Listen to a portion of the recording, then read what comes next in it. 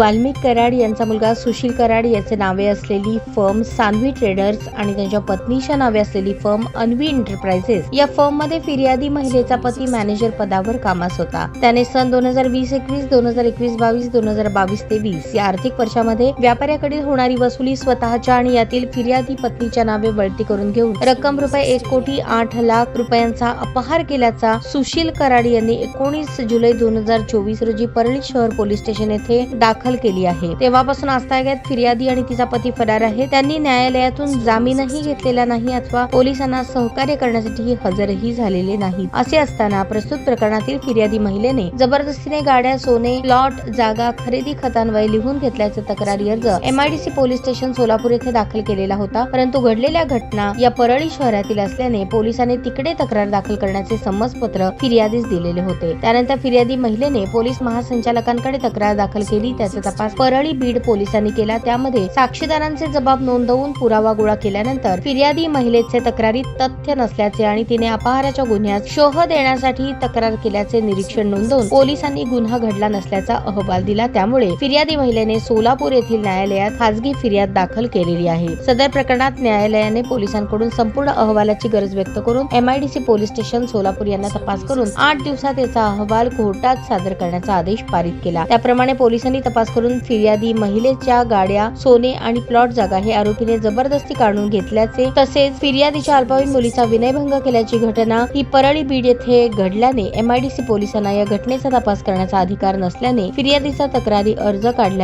निकाली काढल्याचा अहवाल कोर्टात दाखल केला. यात सुशील कराड तर्फे ॲडव्होकेट संतोष नावकर यांनी लेखी म्हणणे दाखल केले असून यामध्ये बीड पोलिसांनी केलेल्या तपासाची कागदपत्रे दाखल केली आहेत. यात आरोपीतर्फे मुद्दे मांडताना पोलिसांनी दाखल केलेल्या तपासी अहवालासोबत फिर्यादीचा घेतलेला जबाब दाखल केला असून यामध्ये पोक्सोच्या घटनेबाबत आणि सोलापूरमध्ये घडलेल्या कथित घटनेचा उल्लेख केला नसल्याचे कोर्टाच्या निदर्शनास आणून दिले. त्यावर सुनावणी करता तारीख नेमलेली आहे. यात आरोपीतर्फे advocate Santosh Navkar, advocate Rahul Rupnar, advocate Shailesh Potphode हे तर फिर्यादीतर्फे ॲडव्होकेट विनोद सूर्यवंशी हे काम पाहत आहेत.